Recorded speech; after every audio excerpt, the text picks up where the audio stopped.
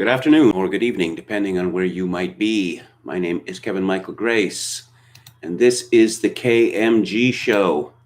And our top story today is what they call the Streisand effect.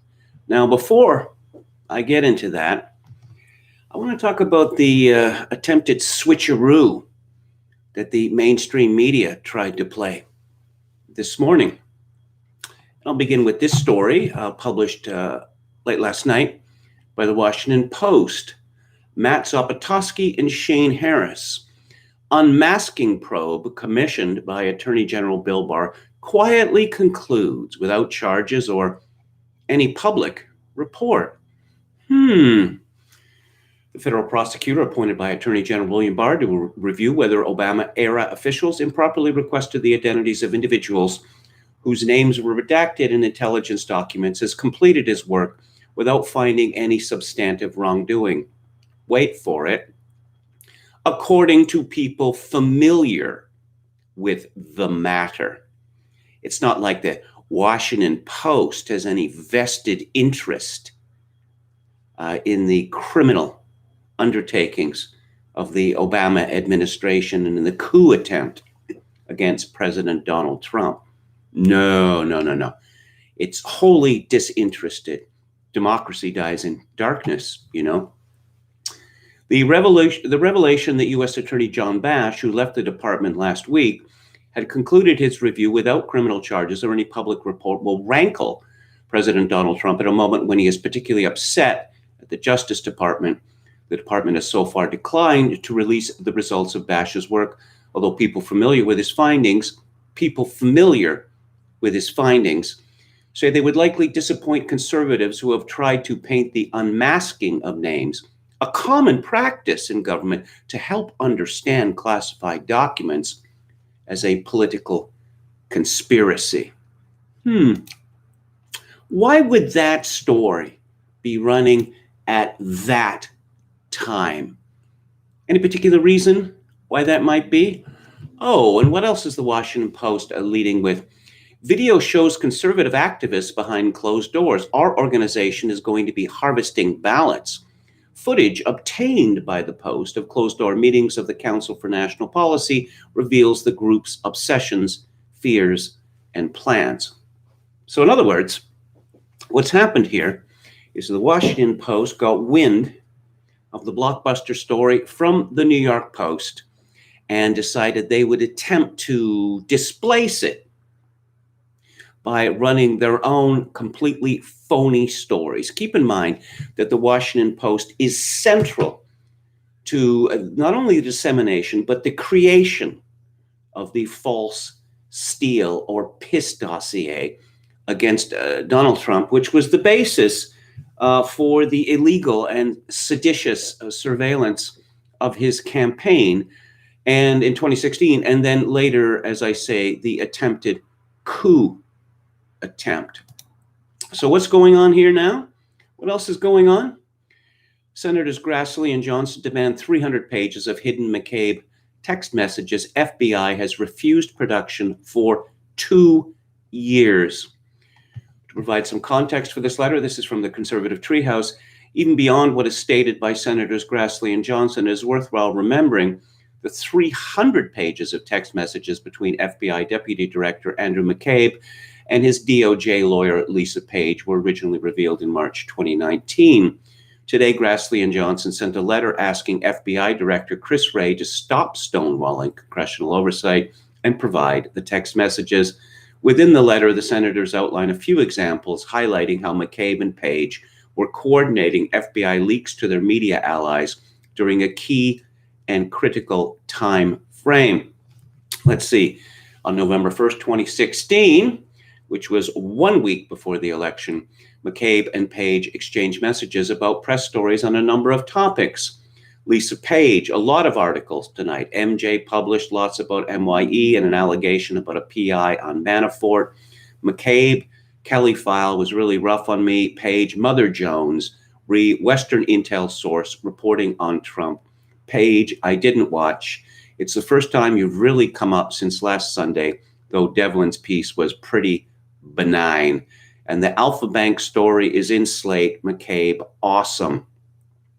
Those 2016 text messages were during the time when an internal argument was taking place about the need for McCabe to recuse himself from the reopening of the Clinton email investigation because he tried to bury the Anthony Weiner laptop emails for 28 days in October. What else is going on? Senate Intel Committee releases FBI interview notes of Bruce Orr, Nellie Orr, thumb drive likely connected to circular verification of dossier. Again, this is from the conservative treehouse, the circular verification of dossier. Well, as I explained yesterday, it works like this, that things were leaked to various media organizations, the Washington Post being up there near the top. The Washington Post then reported on these leaked fake news items, and then the intelligence agencies included that as proof of lies which had been made up at the behest of the Hillary Clinton campaign by Fusion GPS. So, the Streisand effect. I'm going to assume that everyone knows what the Streisand effect is. Well, if you don't, I will read from Wikipedia. The Streisand effect is a social phenomenon that occurs when an attempt to hide, remove, or censor information has the unintended consequence of further publicizing that information often via the internet. It is named after American entertainer Barbra Streisand, whose attempt to suppress photographs of her residence in Malibu, California, inadvertently drew further attention to it in 2003. Attempts to suppress information are often made through cease and desist letters, but instead of being suppressed, the information receives extensive publicity, as well as media extensions such as videos and spoof songs, which can be mirrored on the internet or distributed on file sharing networks. The Streisand effect is an example of psychological reactance, wherein once people are aware that some information is being kept from them, they are significantly more motivated to access and spread that information. So, the New York Post had a bombshell story. The headline of the Post, Biden's secret emails revealed Ukrainian exec thanked Hunter Biden for opportunity to meet Veep dad. Story by Emma Jo Morris and Gabrielle Fonrouge. Hunter Biden introduced his father, then Vice President Joe Biden, to a top executive at a Ukrainian energy firm less than a year before the elder Biden pressured government officials in Ukraine into firing a prosecutor who was investigating the company, according to emails obtained by the Post. The never-before-revealed meeting is mentioned in a message of appreciation that Vadim Pozharsky, an advisor to the board of Burisma, allegedly sent Hunter Biden on April the 17th, 2015, about a year after Hunter joined the Burisma board at a reported salary of up to $50,000 a month. Dear Hunter, thank you for inviting me to DC and giving an opportunity to meet your father and spent some time together. It's really an honor and pleasure, the email reads. An earlier email from May 2014 shows Pozharsky, reportedly Burisma's number 3 exec, asking Hunter for advice on how you could use your influence on the company's behalf. The blockbuster correspondence, which flies in the face of Joe Biden's claim that he's never spoken to my son about his overseas business dealings, is contained in a massive trove of data recovered from a laptop computer. And it turns out that this laptop computer came into the possession of Rudolph Giuliani, President Trump's lawyer. The computer was dropped off at a repair shop in Biden's home state of Delaware in April 2019, according to the store's owner. Other material extracted from the computer includes a raunchy 12-minute video that appears to show Hunter, who's admitted struggling with addiction problems, smoking crack while engaged in a sex act with an unidentified woman, as well as numerous other sexually explicit images. The customer who brought in the water-damaged MacBook Pro for repair never paid for the service or retrieved it or a hard drive on which its contents were stored, according to the shop owner, who said he tried repeatedly to contact the client. The shop owner couldn't positively identify the customer as Hunter Biden, but said the laptop bore a sticker from the Beau Biden Foundation, named after Hunter's late brother and former Delaware Attorney General. Photos of a Delaware federal subpoena given to the Post show that both the computer and hard drive were seized by the FBI in December after the shop's owner says he alerted the feds to their existence. And this brings up another switcheroo. Do you notice how much Joe Biden has been talking about the late Beau Biden this year? He never seems to miss an opportunity to get maudlin about his dead son. Now, I'm sure it was a terrible thing for Joe Biden to lose his son, Beau Biden. But I will point this out, which should be fairly obvious, that one, Beau Biden is dead, and two, he is not running for president. His father, Joe Biden, is. So, people are going to be talking about my crackhead, grifter, incestuous son, Hunter. So I will raise a diversion here by talking up Beau Biden. And he's just done this repeatedly. Before turning over the gear, the shop owner says he made a copy of the hard drive and later gave it to former Mayor Rudy Giuliani's lawyer, Robert Costello. Steve Bannon, former advisor to President Trump, told the Post about the existence of the hard drive in late September, and Giuliani provided the Post with a copy of it on Sunday. Less than 8 months after Pozhovsky thanked Hunter Biden for the introduction to his dad, the then vice president admittedly pressured Ukrainian President Petro Poroshenko and Prime Minister Arseniy Yatsenyuk into getting rid of Prosecutor General Viktor Shokin by threatening to withhold a $1 billion U.S. loan guarantee during a December 2015 trip to Kiev. I looked at them and said, I'm leaving in 6 hours. If the prosecutor is not fired, you're not getting the money.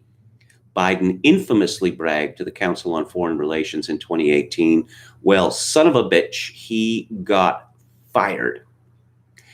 I should also mention at this point that the Ukraine is an absolute basket case economically, and it only exists to the extent that it does because of large amounts of foreign aid it gets from Western governments. Many of those Western governments were instrumental in the coup, which took out previously pro-Russian government at the behest of the United States, Canada, Great Britain, and other countries. And the leadership of an American diplomat who's married to one of America's foremost neoconservatives. So Hunter Biden emails show leveraging connections with his father to boost Burisma play. This is from Emma Jo Morris and Gabrielle Fonrouge again. Hunter Biden discussed leveraging his connection to his father in a bid to boost his pay from a Ukrainian national gas company, according to an email he sent around the time he joined the firm's corporate board. In a lengthy memo to his then business partner, Devon Archer, who was in very serious trouble, who already sat on the Burisma board, Biden repeatedly mentioned my guy, while apparently referring to then Vice President Joe Biden. Under President Barack Obama, the elder Biden was the point person for U.S. policy toward Ukraine, and he held a press conference there with Prime Minister Arseniy Yatsenyuk on April 22nd, 2014. Hunter Biden's email to Archer is dated a little more than a week earlier. Let's see. The announcement of my guy's upcoming travel should be characterized as part of advice and thinking, but what he will say and do is out of our hands. In other words, it could be a really good thing or could end up creating too great an expectation. We need to temper expectations regarding that visit. The contract should begin now, not after the upcoming visit of my guy. That should include a retainer in the range of $25,000 per month, with additional fees where appropriate for more in-depth work to go to BSF for our protection, complete separate from our respective deals, board participation. This could be the break we've been waiting for if they really are smart enough to understand our long-term value. If they are looking to just use us until the storm passes, then we risk far too much for far too little.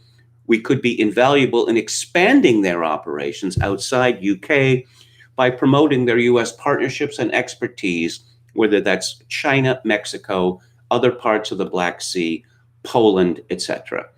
The email, labeled from Robert Biden, Hunter's first name, is among a trove of messages, documents, photos, and videos purportedly recovered from a MacBook Pro, as I mentioned earlier. So the mainstream news media decided, insofar as that was possible, to bury this story. But then not that long ago, the Washington Post actually got involved. And what did the Washington Post have to say? The Washington Post had to say in a tweet, which was, let's say, forced to the top of trending by Twitter, that it's all nonsense. It's all complete nonsense. That it's been demonstrated that Joe Biden had nothing to do with the firing of the Ukrainian prosecutor, even though we've all seen the video. This is how far that they are willing to go. I'm reading from Twitter here. A series of emails obtained by the New York Post were published Wednesday in a story alleging that Hunter Biden, son of Democratic presidential nominee Joe Biden, introduced his father to top executive at Ukrainian energy firm Burisma, and that Biden pushed for the firing of a prosecutor investigating Burisma. However, according to the Washington Post, then Vice President Biden played no role in pressuring Ukraine officials into firing the prosecutor, who was also not investigating the energy firm. It also doesn't detail whether the elder Biden actually met with Hunter's Ukrainian business associate. What you need to know, Twitter tells us. Biden did not push out a Ukrainian prosecutor investigating his son. The Washington Post confirms the New York Post story had several red flags and holes that raised questions about its authenticity, according to journalists.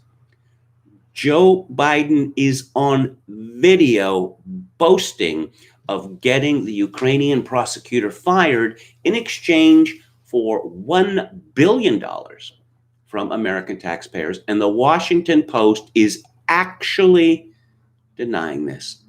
They're actually denying this.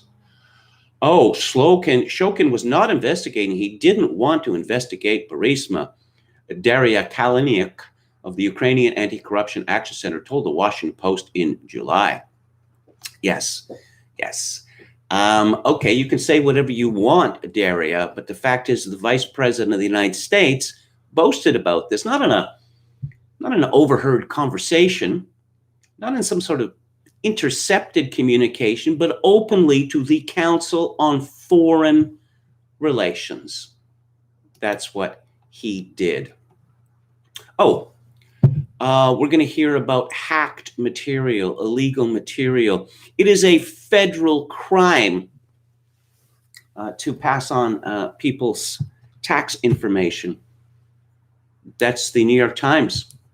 It's in possession of this, not just from Donald Trump, but for many of the people who worked for him. These are federal crimes.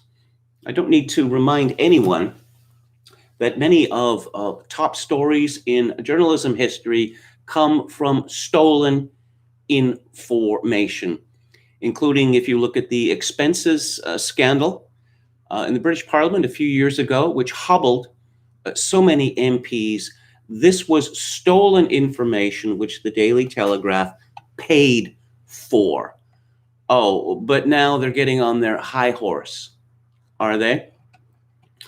Miranda Devine writes in the Post, Joe Biden repeatedly has denied knowing anything about son Hunter's lucrative work on the board of Ukrainian energy company Burisma. I'll just break in here to say that he said he didn't ask and Hunter Biden didn't tell. Well, here you have someone who's vice president of the United States, and he is Obama's point man on the Ukraine and also communist China. So any responsible person in his position, knowing that his son was a corporate lobbyist, would ask directly, do you have any dealings with the Ukraine or China? And If the answer was yes, Hunter Biden would have been told to knock it off. Or alternatively, Joe Biden would have had to go to Barack Obama with his tail beneath his legs and saying, I can't have anything to do with the Ukraine or China because my son is heavily involved with both those countries. In a statement, December 2015 statement, a spokeswoman for Joe Biden said, Hunter Biden is a private citizen and a lawyer. The former vice president does not endorse any particular company and has no involvement with this company. Biden has stonewalled on the topic ever since. I've never discussed my business or their business, my sons or daughters, he said. They have to make their own judgments. This is a man who wants to be president of the United States. And yet an email obtained by the Post shows a senior Burisma executive thanking Hunter for the opportunity to meet Joe Biden just 12 months after Hunter joined the Burisma board at a reported salary of up to $50,000 a month. So far from having no involvement with the Burisma, Joe Biden met with one of the company's most senior operatives at his son's behest while serving as vice president. Now, to be fair, the Biden campaign has said there is no official record of this meeting because you'd want official recognition of this, wouldn't you? You'd want the paper trail, you'd want the smoking gun. How stupid do they think that we are? We know about Joe Biden's role in ousting Shokin because he boasted about it in a 2018 speech at the Council on Foreign Relations. I looked at them and said, I'm leaving in 6 hours. If the prosecutor is not fired, you're not getting money. Well, son of a bitch, he got fired. This story raises questions about why Hunter, with zero experience in energy policy or Ukrainian affairs, but with a history of serious and chronic drug abuse, would have been paid so handsomely by an energy firm for the 5 years he served on its board. The obvious implication is that Hunter was paid to buy influence with his father. In fact, another email obtained by the Post reinforces that suspicion. We urgently need your advice on how you could use your influence to convey a message, signal, etc., to stop what we consider to be politically motivated actions against Burisma. It is up to Joe Biden to demonstrate that there was no conflict of interest in his son's business dealings. It is a joke for Biden to dismiss reasonable concerns about the perception of a conflict of interest. It damages America's international reputation and calls into question his own judgment. American voters deserve to know.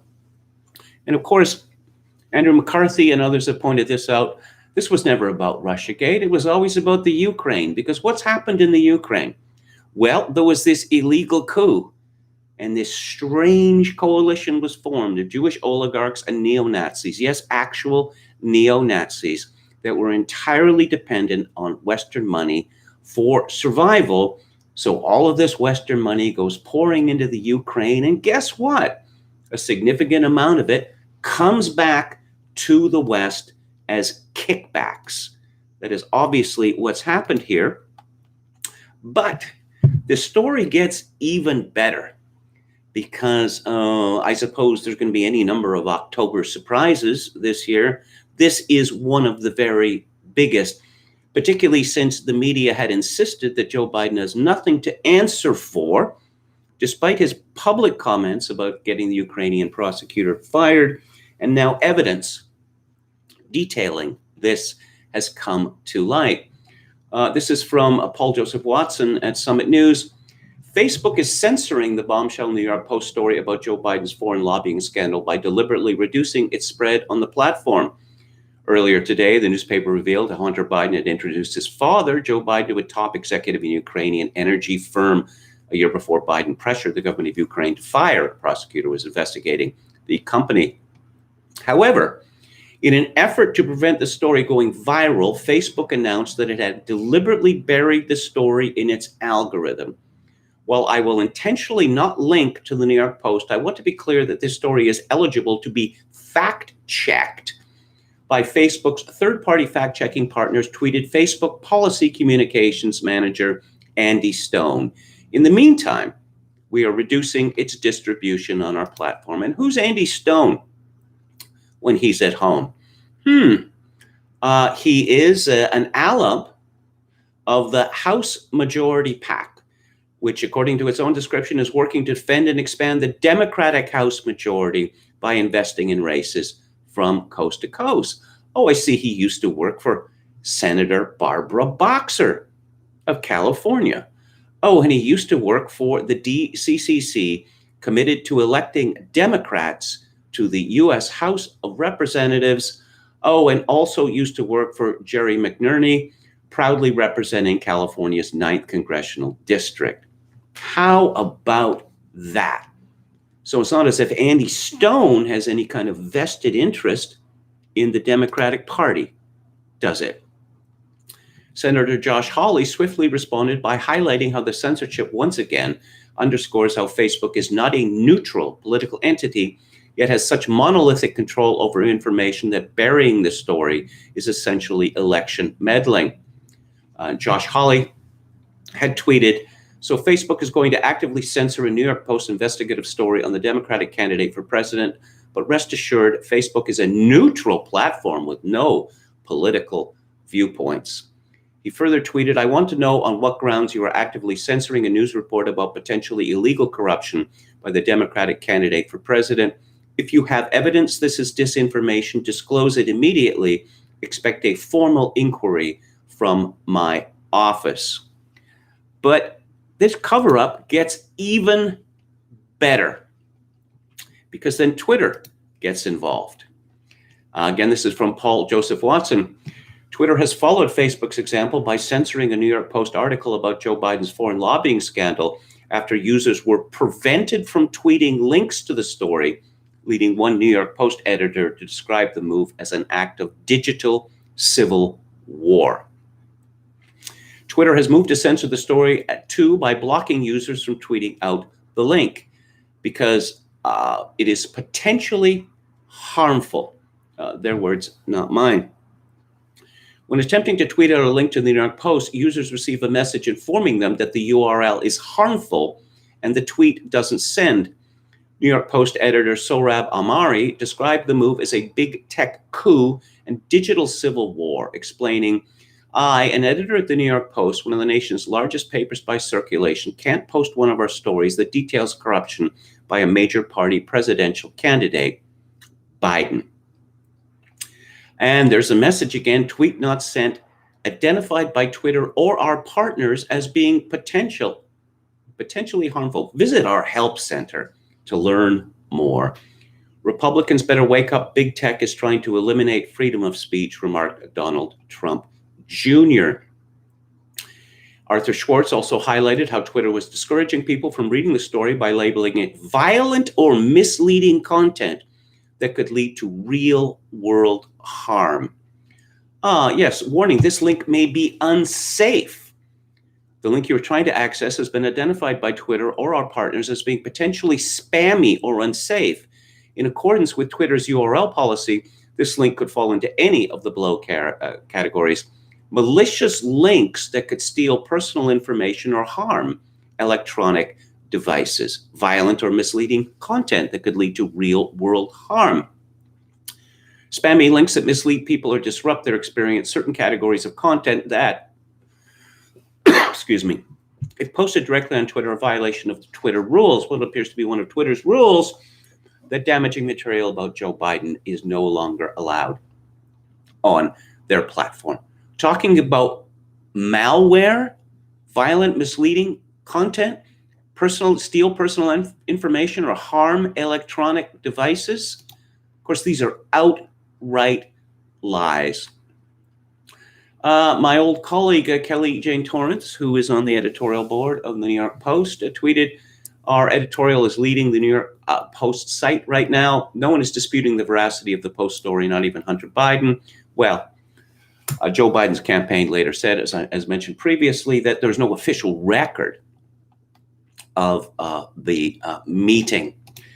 And Kelly Torrance later tweeted that this was not a glitch in the algorithm, that it had been confirmed by Twitter, no, that this was deliberate. Twitter actually went further than that. They locked down the New York Post's account. They locked it down. Now, I don't think that I have to guess if David French has commented on this. David French of National Review, one of America's leading conservatives. Oh, yes. Keep fighting. Ironically, the online right is begging for government help, just as the Democrats are favored to take control. Will Biden, Schumer, Pelosi give them the relief they seek? It's possible and wise to disagree with Twitter without seeking government intervention. Yes, and David French obviously wants a minimalist state, libertarian state. He doesn't want some vast war machine over the entire globe. This man is absolutely despicable. There's no other way to describe him. But guess what? The United States Supreme Court, no less, weighed in on the question of how much power private companies have to restrict freedom of speech. This was in March versus Alabama in 1946, in which it ruled that a state trespassing statute could not be used to prevent the distribution of religious materials on a town sidewalk, even though the sidewalk was part of a privately owned company town. The court based its ruling on the provisions of the First Amendment and 14th Amendment. I'm reading from Wiki here.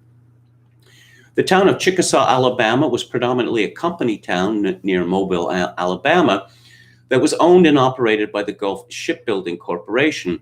The town exhibited the general characteristics of a more traditional settlement. The town's policeman was a deputy from the Mobile County Sheriff's Department who was paid by Gulf. The town was surrounded by a number of adjacent neighborhoods which were not located on Gulf property. The court noted that the residents of these non-Gulf neighborhoods were freely allowed to use the company-owned streets and sidewalks to access the town's businesses and facilities. The appellant, Grace March, a Jehovah's Witness, stood near the post office one day where she began distributing religious literature. Marsh was warned that she needed a permit to do so and that none would be issued to her.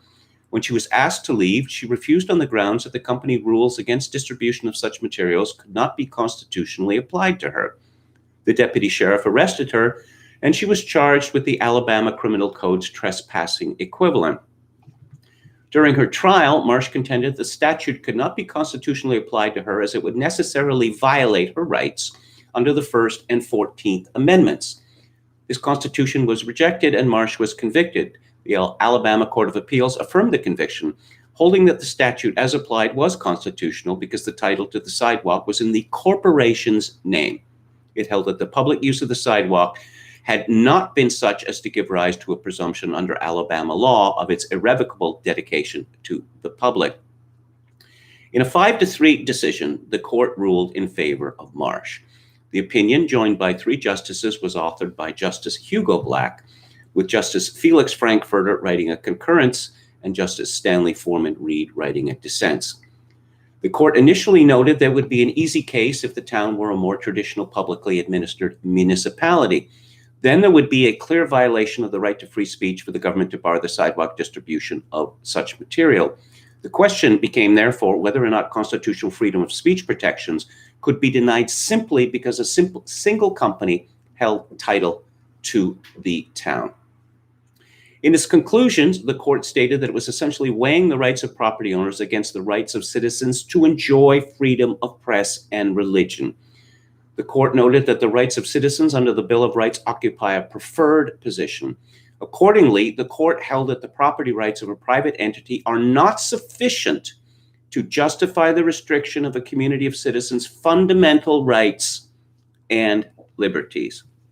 Now, I don't know whether David A. French is really so stupid or so wicked as to believe that the First Amendment to the U.S. Constitution is merely a procedural game.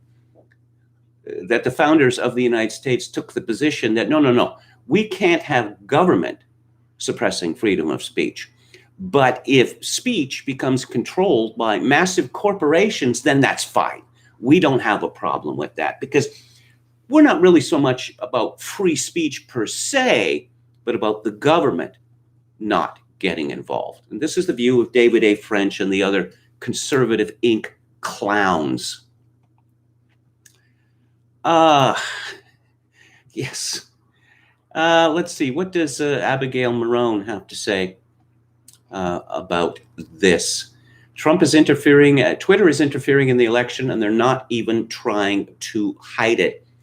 Oh, I hadn't seen this one. Twitter has locked the personal account of White House Press Secretary Kayleigh McEnany for sharing news Democrats don't like. Senator Mike Lee tweeted 4 years ago, BuzzFeed posted the Steele dossier filled with lies and misinformation, and Twitter and Facebook happily spread their fake news. Now these platforms are blocking transmission of a New York Post story critical of a Democrat. The hypocrisy is not sustainable. I tweeted a couple of hours ago, if Twitter is locking out a major news outlet with 20 days to go before the election, imagine its level of censorship on election day itself. Ban everyone to the right of Mitt Romney, go offline if Trump is winning. But someone who follows me on Twitter came up with a more elegant solution to this. Let's see if I can find it directly here. Oh yes, the Washington Post, in an op-ed today, Congress should look for villains other than the tech giants. Who owns the Washington Post? Why, that would be Amazon, wouldn't it? And yeah, that's why they call it the Bezos blog. Mark Zuckerberg had previously said, I don't think that Facebook or internet platforms in general should be arbiters of truth.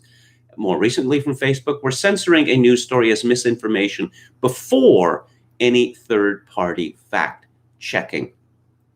Glenn Greenwald said, once you convince yourself you're fighting literal Hitler, as many, if not most, DC Democratic operatives, including in media, believe, then anything becomes not justifiable but mandatory, including censorship, and they still think they're still going to think this way if they win. Yes, prog rock farmer, or 6'3", 83 IQ, and this is the more elegant solution. MSN is going to call the election for Biden 10 seconds after the polls close, and then social media will suppress any news that runs counter to it. Given the way that they have Twitter has not been able to suppress this New York Post story, what can they do? What would be the extent of their full court press in this regard? The Mail Online does not fail with giving you the bigger picture of Hunter Biden. It begins, Martin Gould, in the 5 years before Hunter Biden dropped off his water-damaged computer for repairs, he had been discharged from the Navy for smoking cocaine, divorced his wife, who claimed he had spent all their money on drugs and prostitutes, moved in with his dead brother's wife, and that's called incest, and impregnated a stripper. And that's all on top of an email already discovered that appears to show he introduced Joe to a Ukrainian energy executive shortly before the vice president pressured that country's government to fire a prosecutor who was investigating his company. And this really suggests that the rumors, why Joe, considering how old and weak a candidate he was, that it was self-defense. This is Kunstler's view that, we got to have Joe at the top of the ticket because if he isn't, it will be much easier to indict him and all of the members of the Obama administration that he was connected to. Now, more details of Hunter's wild life of sex and drugs could become public in the 3 weeks before his father, Joe, faces voters as he vies to replace Donald Trump as president of the United States.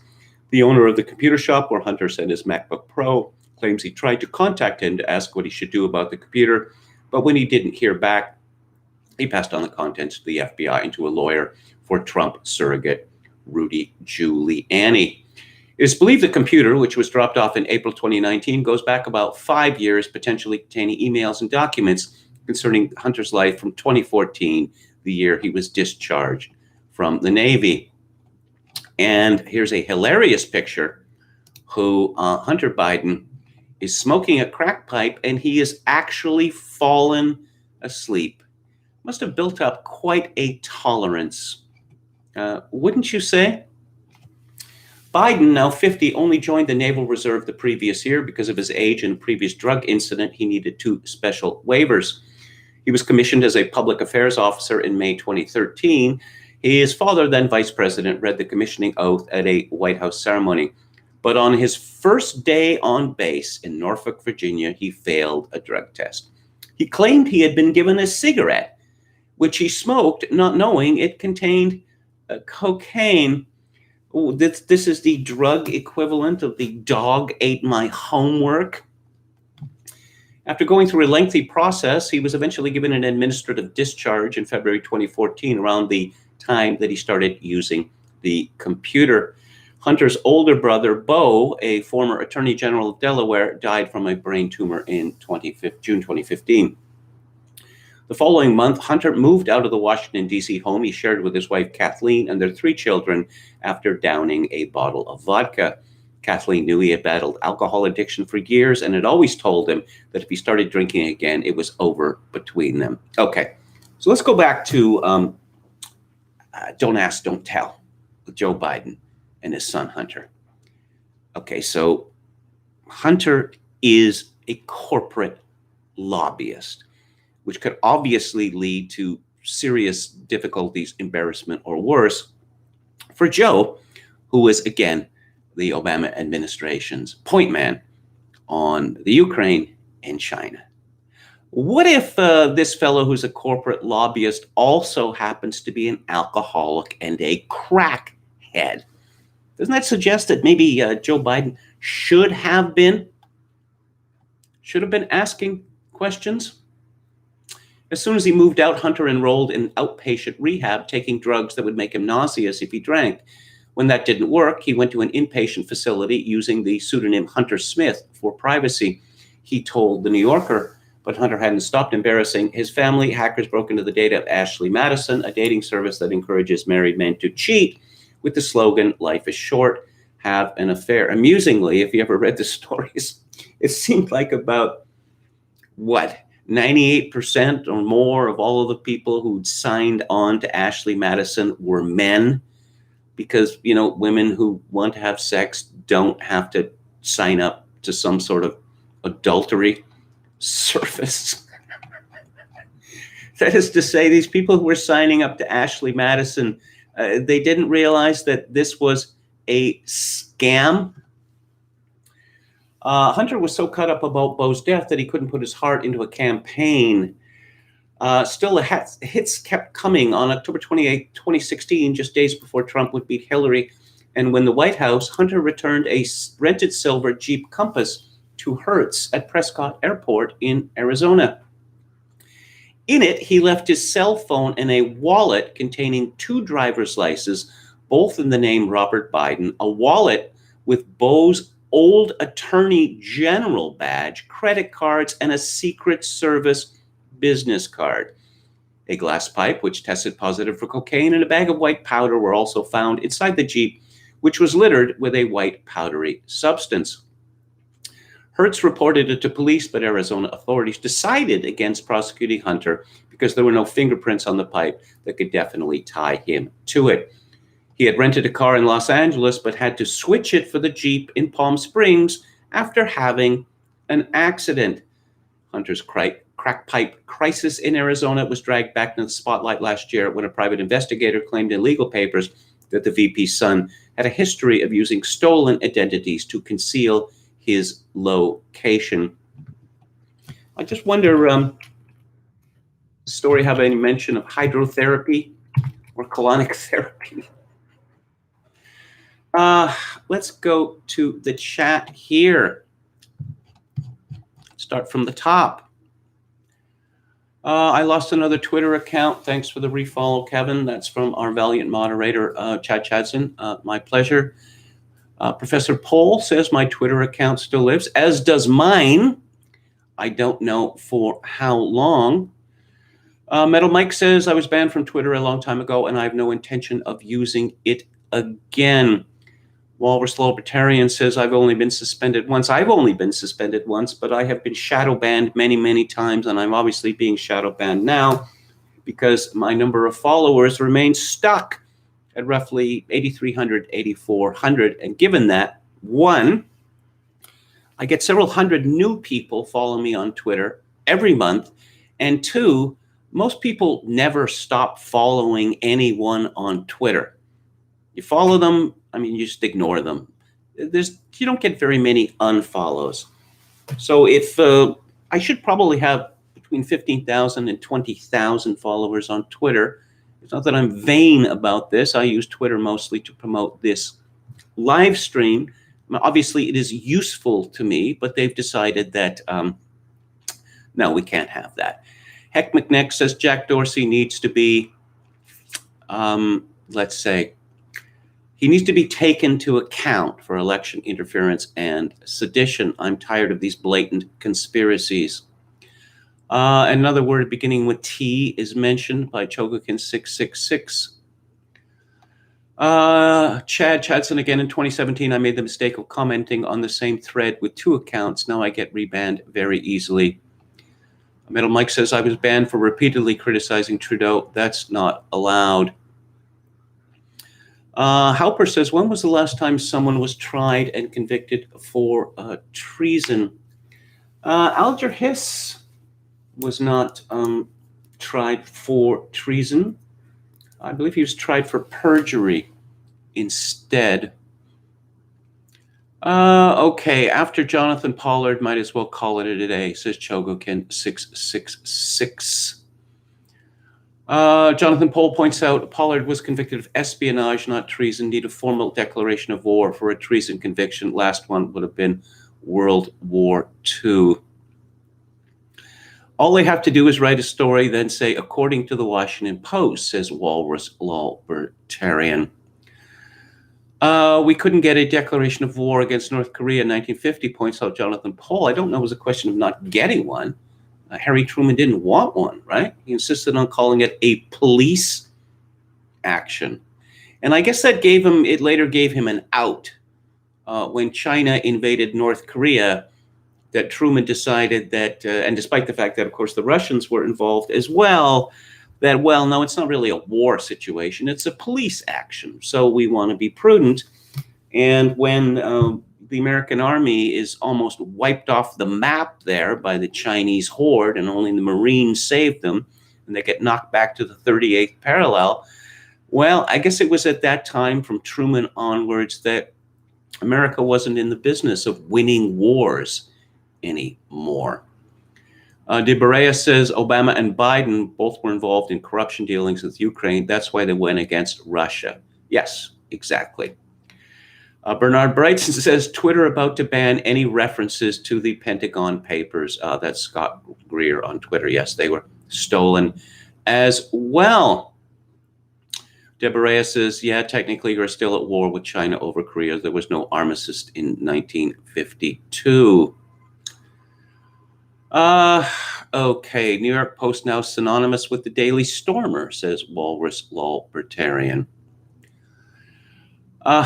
Yes, called martial law. Yeah. This 2020 has obviously been full of surprises. You can just see the desperation, Facebook and Twitter and other social media outlets. Oh, even Yelp. Oh, they're going to come down hard on businesses which are racist, and that's no way going to become a protection racket with people calling in with specious accounts of racism, or actually contacting the restaurant first or hotel or whatever with specious accounts of racism, and suggesting, I don't know, maybe a whole bunch of free rooms and free meals would be appropriate for me not going to Yelp about this. MCT says, I read something today about Germany giving reparations to Holocaust survivors. Is that a thing? Yes, it is very much a thing.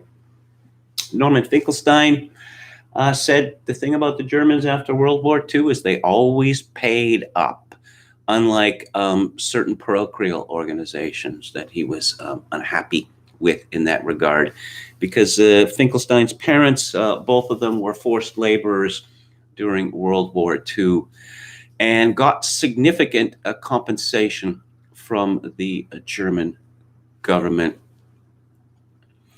Chogokin 666. So basically a sex pewter with a hard drive with multiple files labeled Dad's Corruption. Yeah, again, I understand familial loyalty, but you wouldn't have wanted to isolate Hunter Biden from your political life at all cost, wouldn't you? Wouldn't you? Yeah, this has got to, if Biden and Obama get convicted for what they really did in Ukraine and Russia, yeah, that expression, that terrible cliche, we're through the looking glass, people. Well, I guess we are. I guess we are. And I mentioned earlier, it seemed to me that Trump had offered the Democrats a deal in the first debate. Knock off this coup, knock off the attempt to steal the election, and I won't have you all indicted. But obviously, they have decided to not take the deal. Chogokin 666 says, I don't trust Bob Woodward. I think he's an intelligent operative. That accusation has been made for decades about him. I can't really speak to it.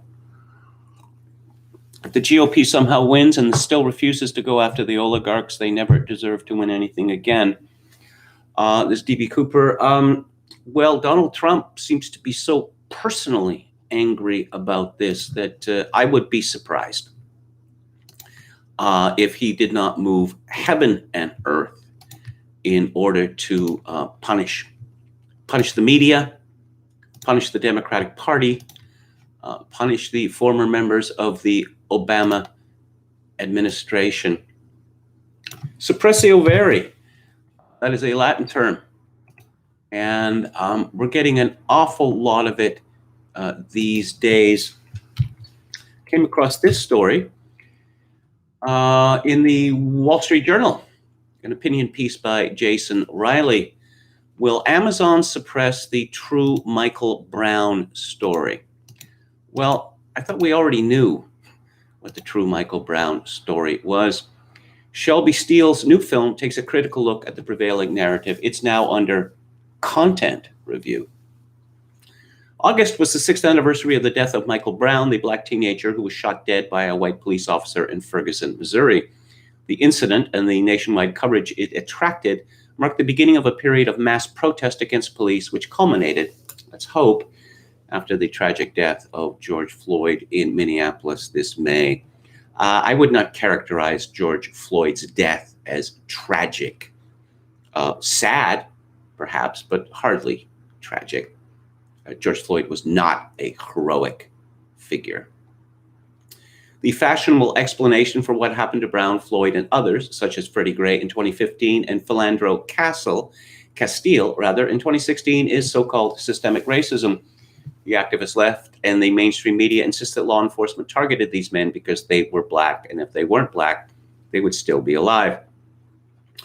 The film, titled What Killed Michael Brown, is narrated and written by the noted race scholar Shelby Steele and directed by his son Eli Steele. Readers of these pages probably know the elder Steele through his best-selling books and occasional journal op-eds. But earlier in his career, Steele won acclaim for his work in television. In 1990, he co-wrote and produced 7 Days in Bensonhurst, an Emmy-winning documentary about Yusef Hawkins, the black teenager from Brooklyn who was fatally shot in 1989 after he and some friends were attacked by a white mob.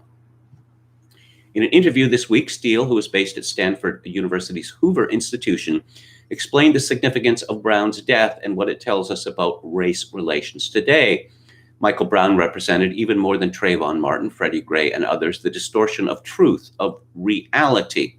Steele added that when it comes to racial controversies, liberals have developed what he calls a poetic truth, which may be at complete odds with objective truth, but nevertheless helps them advance a desirable narrative. In the case of Michael Brown, reality was turned on its head.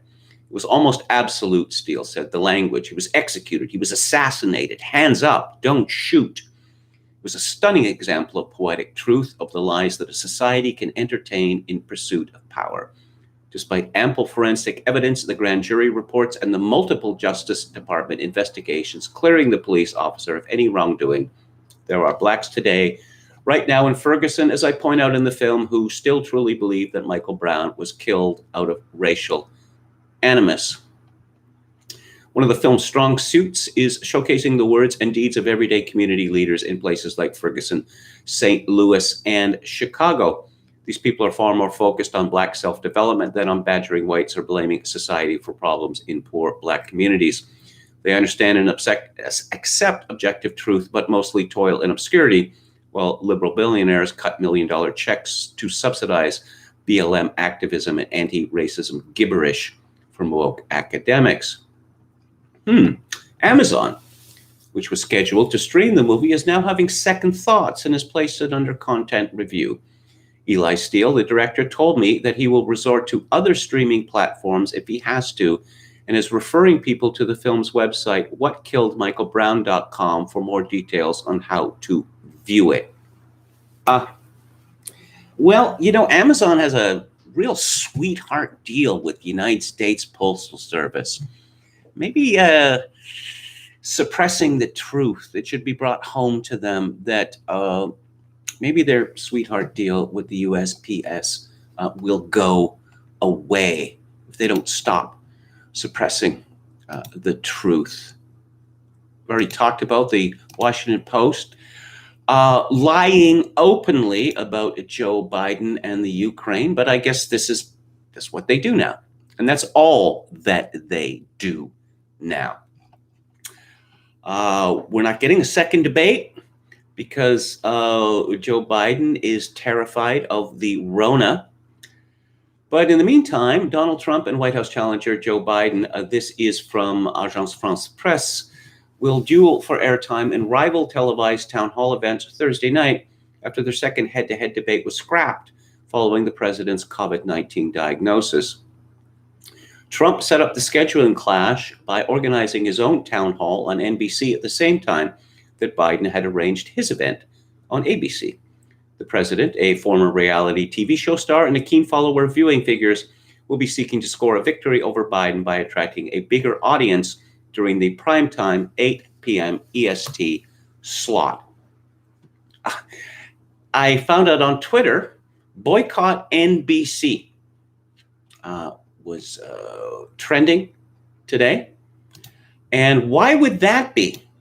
Because apparently employees at NBC and CNBC are absolutely livid that Donald Trump got his own town hall. How dare they? How dare they?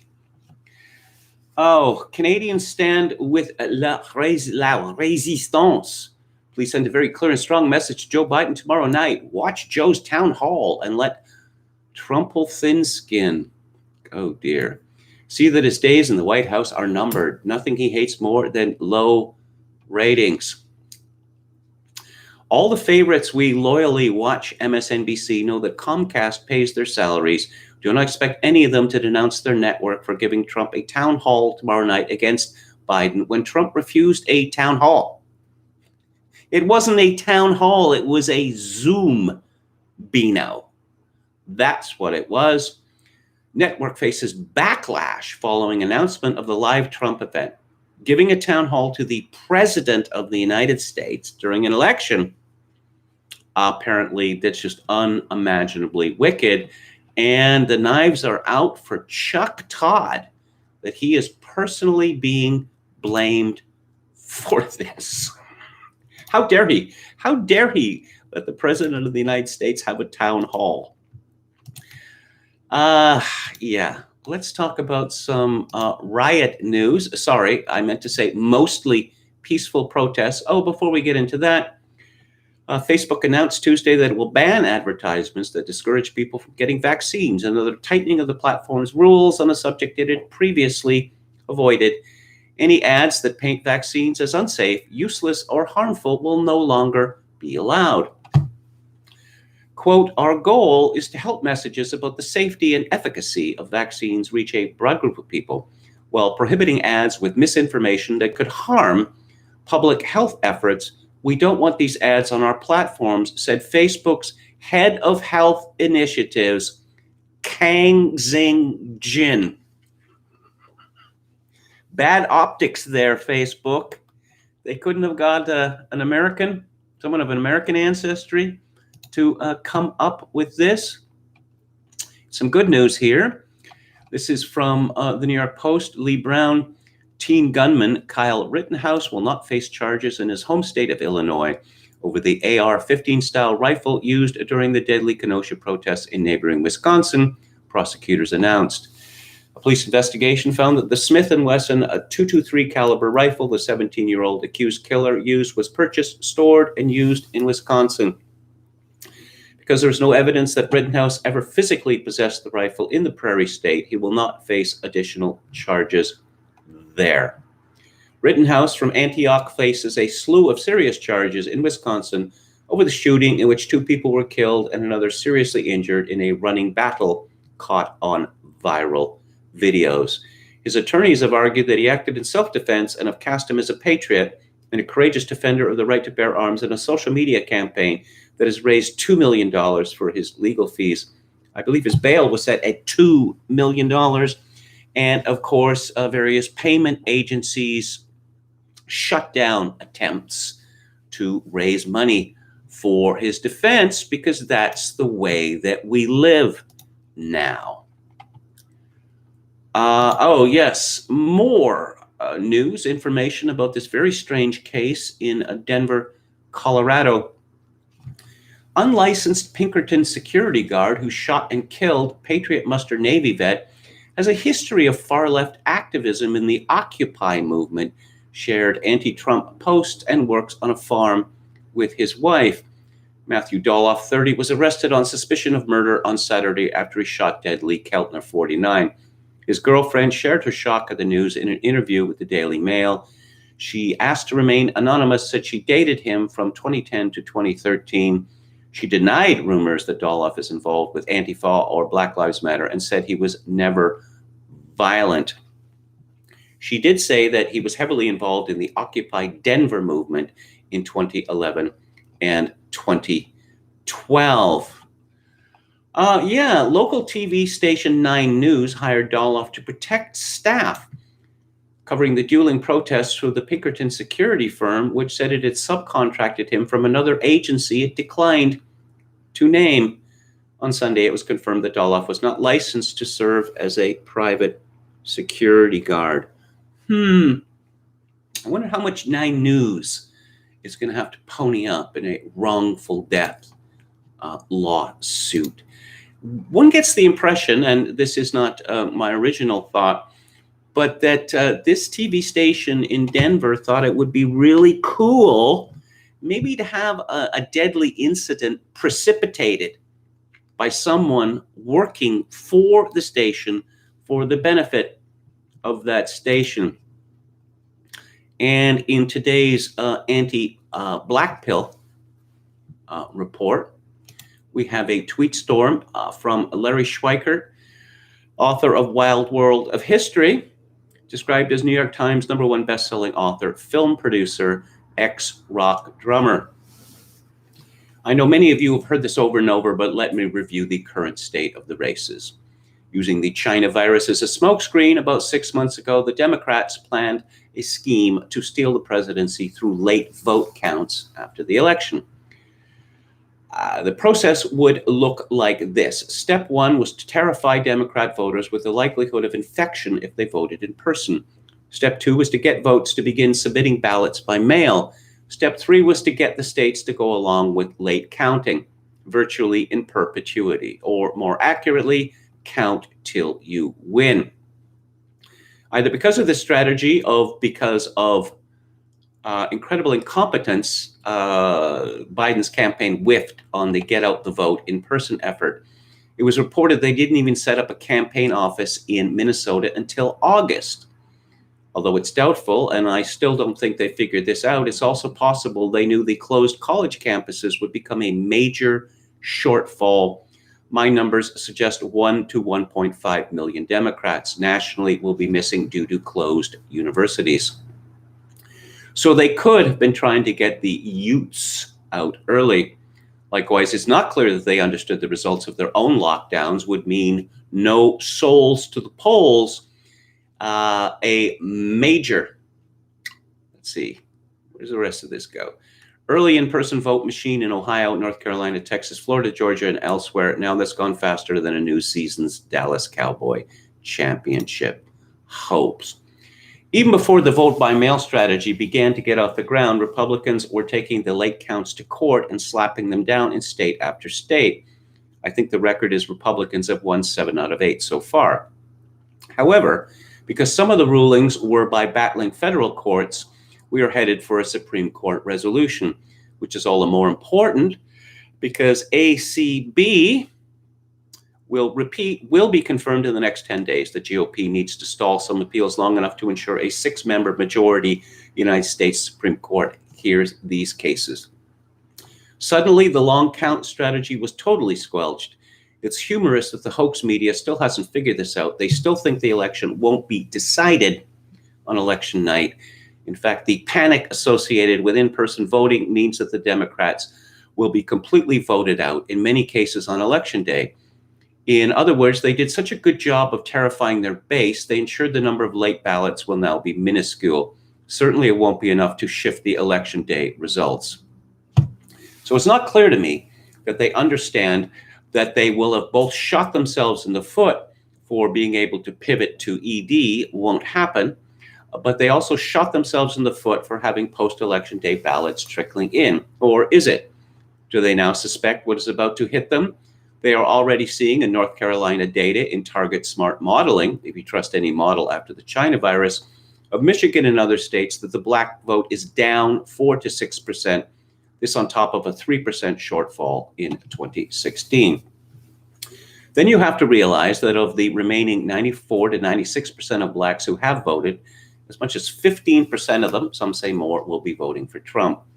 Finally, the vote-by-mail scheme to work must turn out 2016 levels among students, then beat it by a good 30% to compensate for the absence of on-campus students to be mobilized and herded to vote on election day. Please show me. Can anyone find me one set of vote-by-mails where the Utes are outperforming 2016 by 30%? In sum, the Democrats rolled the dice on a bad strategy that has been worse with GOP court victories than stupidly ignored the effects of their own China virus scare policies. As Sam Elliott, General Burford says in the movie Gettysburg, lovely. So that is your white pill for the day. And before I go back to the chat, take a look at what J5 Killer has to say. Trump is hammering them. He's going after Biden bigly. I bet they're going to cancel the NBC town hall tomorrow night. There's no way they can give Trump a spot in prime time to go after Biden on Hunter. I can't believe they'd let that happen. He retweeted E.H. Looney or Loney. I'm telling you all, Hispanic men are going to be the big story in this election. I keep hearing it on the ground in Texas. They love Trump. I mean, really love Trump. J5 Killer again. Trump will win. He's going to do 40 more rallies in key states and drag the white working class from its hidey holes and force them through sheer energy and winning to vote. It'll be recognized in 2 decades as the most incredible election performance in American history. He retweets a Second City bureaucrat who said, all of that ink spilled by journalists about Trump's partying, big game hunting sons undone by one picture of Hunter Biden smoking crack. And I'll leave you with this. Oh, well, Hunter Biden just crashed his father's campaign like it was a rented Camry with a crack pipe in the glove box. An interesting thought on polls. Here's a scary thought. The people talking pollsters are the same people who talk to Hindu scammers. Thanks to Hindu scammers, no one is answering phones anymore. People not answering the phones, massive non-response, polling bias, hiding size of Trump vote. Dems and media huff their own fumes, high on expected defeat of bad orange man, election night, Kali Yuga. Well, I guess we shall see. So let's go back to the chat and see what's happening there. Halper says, from Occupy Wall Street to fighting Wall Street-sponsored street wars. Yeah, it's funny. Any thoughts on Anthony Trollope's The Way We Live Now? Well, thank you for the suggestion. I should add it to the book list. But I think I'll do Vanity Fair before that one. That has become Trump is macho, says Dan Allison. Chocokin666 notes that John Lydon, or aka Johnny Rotten, endorsed Trump, and he did it with wit and intelligence. Jonathan Paul says armistice was signed 27 July 1953 for Korean War. Cadio El Trumpo, Chocokin666. Well, he is a big man, and I can't speak for all of them, but a lot of them like a big man. DB Cooper says, that was provocateur. We're talking about Denver. Zach Newman of 9 News was paying people to agitate and following them around, not for this result, but for pics of fights. Ricardo Williams says Republican lawmakers feel hemmed in by their conservative base. They want to be as free, to be as liberal as the Dems. I don't know that they're going to be able to get away with it because, of course, a lot of them have decided they do not want to be in Congress so long as Trump is president. I don't know. It's too embarrassing for them. They want to get a head start on that big K Street money. De Berea says Forbes calculated Obama's net worth at 135 million, which means 500 million all from China, Ukraine, and Russia. Don't tell me Obama's book is worth the paper wasted on it.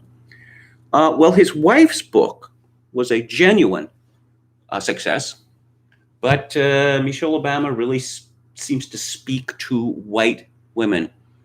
And as noted before, this is because she is a figure apparently of tremendous consequence, and she has done absolutely nothing to deserve it. She married the boss. Power without responsibility, the prerogative of the harlot throughout the ages, as Rudyard Kipling famously said. Ricardo Williams is making a prediction Republicans will do exactly nothing to stop censorship. Maybe. Soviet America Facebook thinks for you, says Justin Proto. NBC knows where the ratings are, says Dan Allison. Yeah. Obama, what are we talking about here? We're talking about ex post facto bribes. This is generally the way that politics work now. Unless you're genuinely stupid like the Bidens, you wait until you retire, then you get the bribes. Oh, yeah, I mentioned Michelle Obama's book. Presidential memoirs, they don't sell very well generally because they're not worth reading. They're boring. Nixon's memoirs are quite good, actually, but Nixon was a thoughtful man and a talented writer. DB Cooper, if the GOP somehow wins and they still refuse to go after the oligarchs, they never deserve to win anything again. Well, yeah, of course, how does the old saying go? Fool me once, shame on you. Fool me 17 times, shame on me. Something like that. Okay, let's get back to it and let's talk about Amy Coney Barrett. And it's a misspelling of her name has been trending for several days on Twitter, and I'm very suspicious about this. Why would that happen? Mazie Hirono. Is she the stupidest, most obnoxious member of the Senate of the United States of America? Or is she just still really ticked about Hiroshima and Nagasaki? She is, of course, a native of Japan, and she lived through World War II in Japan, which must have been a droll experience. Moved to Hawaii, which she now represents as a senator, and I believe she was naturalized as an American citizen when she was about 20 years old. But this is a kind of story that, again, I would have thought simply impossible last year. I don't know, maybe even 3 months ago, I would have thought impossible. This is from John Binder at Breitbart. Senator Mazie Hirono asked Supreme Court nominee Judge Amy Coney Barrett if she has ever sexually assaulted a person. The exchange went as follows. I ask each nominee these two questions, and I will ask them of you. Since you became a legal adult, have you ever made unwanted requests for sexual favors or committed any verbal or physical harassment or assault of a sexual nature? Barrett responded, no, Senator Hirono. Have you ever faced discipline or entered into a settlement related to this kind of conduct? No, Senator. These questions. When did you stop beating your wife? Or perhaps your husband, in this case. Have you ever made unwanted requests for sexual favors or committed any verbal or physical harassment? Oh, you mean like, would you like to have a drink with me?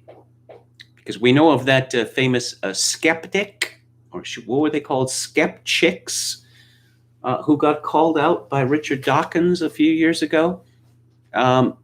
She was up talking with the rest of the skeptics at some meeting. Apparently they had meetings all over the world that people go to.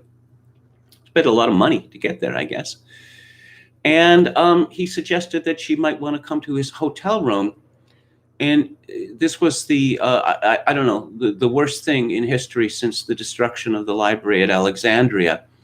And she went public with this at considerable length and volume, not understanding, just how ridiculous it made her look. But of course, Mazie Hirono is similarly incapable of understanding how ridiculous, not just ridiculous, but nasty, wicked. Before asking Barrett if she'd ever sexually assaulted anyone, Hirono said it was just part of her responsibility as a member of this committee, and indeed all of the committees on which I sit, to ensure the fitness of lifetime nominees for a lifetime appointment to the federal bench. Hirono asked Supreme Court Justice Brett Kavanaugh the same two questions during his confirmation hearing before the Senate Judiciary Committee. Hirono called for a FBI investigation into Kavanaugh at the time, saying the agency needed to decide whether Kavanaugh was a, quote, very belligerent, aggressive drunk, unquote. Now, there's a lot of Republican senators who are idiots, but I don't know if any of them rise to the level of Mazie Hirono and, of course, others in the Democratic Party, because as the old rap song goes, they've decided that they're going to be as nasty as they want to be without any kind of understanding of the effects of their behavior on voters. Of course, Hawaii is a yellow dog state for Democrats now. That is to say, the old joke that, it is so democratic that they could elect a yellow dog, literally. Oh, let's talk about sexual preference. And, okay. Apparently, sexuality is immutable. This is what we've been told this week.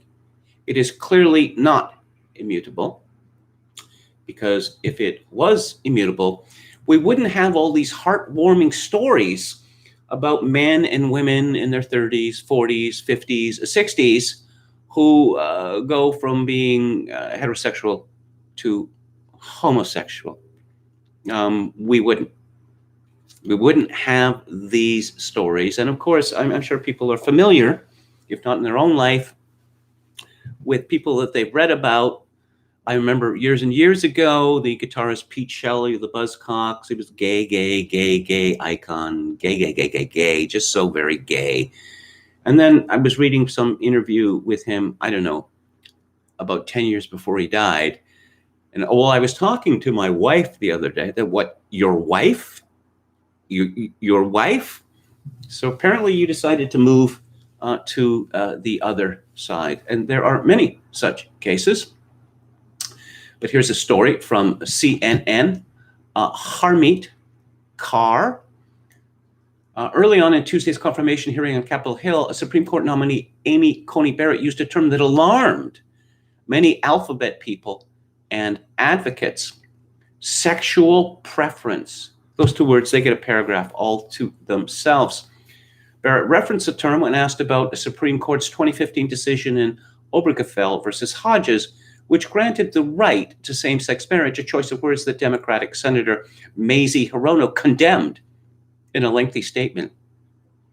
Even though you didn't give a direct answer, I think your response did speak volumes. Not once, but twice, you used the term sexual preference to describe those in the alphabet people community. And let me make clear, sexual preference is an offensive and outdated term.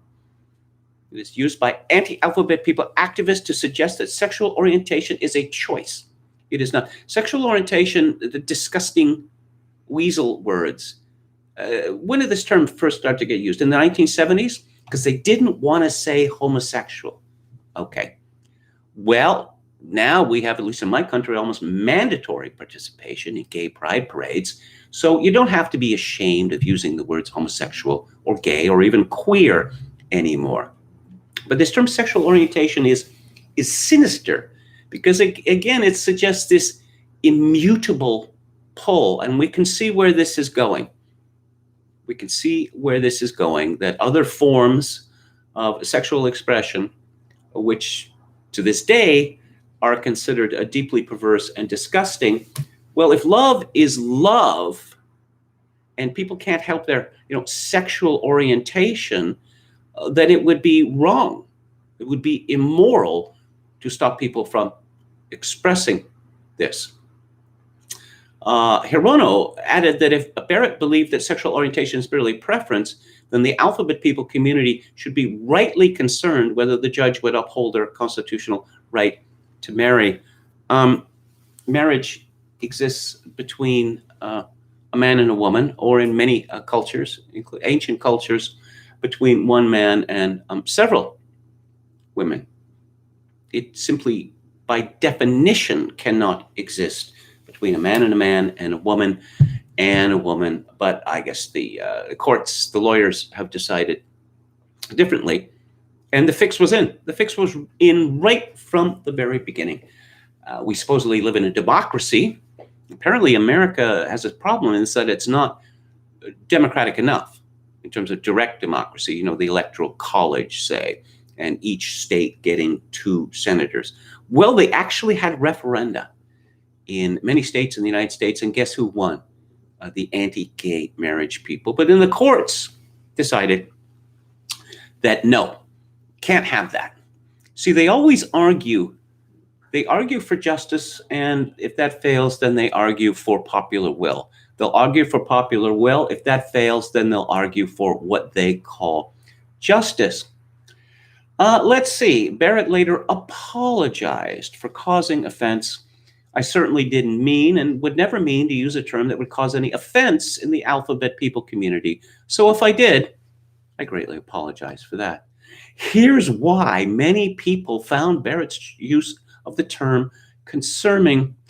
Many alphabet people take issue with the term sexual preference because it implies that who a person is romantically and sexually attracted to is merely a matter of personal choice, an idea that both advocacy organizations, and health professionals, I see.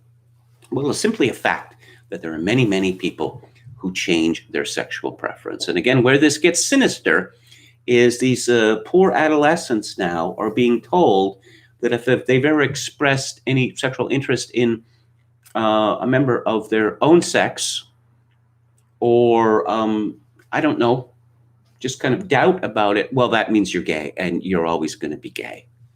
And that is a terrible judgment. Steve Krakauer reports, as recently as last month, Webster's Dictionary included a definition of preference as orientation or sexual preference. Today, that would be yesterday, today they changed it and added the word offensive. Insane. I just checked through the Wayback Machine and it's real. Yep. It now says offensive. And I guess it's in Webster's, so I guess that must be official. This is from the post-millennial. Webster's Dictionary changed its definition of preference to match Democrats' attack on Amy Coney Barrett. I'm one of those old-fashioned people who believe that there are only 2 sexes, not genders. Sexes. Gender is a term used in language, not biology. What about these people who call themselves bisexual? Now, sometimes they sleep with men and sometimes they sleep with women. wouldn't their decision to sleep with any particular man or woman be based on a, if only transitory, sexual preference? Riddle me that one. Okay, Amy Coney again. Oh, yeah. She said that she wept with her daughter over George Floyd's death. This is from Business Insider, but won't say whether racism is systemic. She said that the brutal killing of George Floyd was very, very personal for her because she has 2 Black children. Senator, as you might imagine, given that I have 2 Black children, that was very, very personal for my family, she said in response to questioning from Democratic Senator Dick Durbin of Illinois. She said that she was with her 17-year-old adopted daughter from Haiti, Vivian, when all of this was erupting, and it was very difficult for her. We wept together in my room, and it was also difficult for my daughter Juliet, who is 10.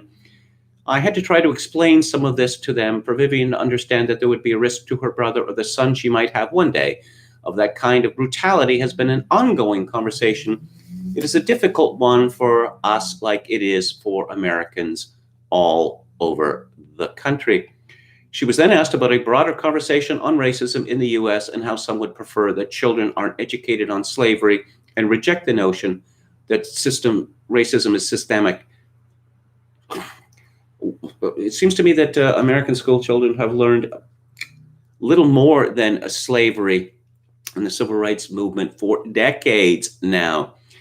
Racism persists in our country, Barrett said. As to putting my finger on the nature of the problem, whether, as you say, it's just outright or systemic racism, or how to tackle the issue of making it better, those things, you know, are policy questions.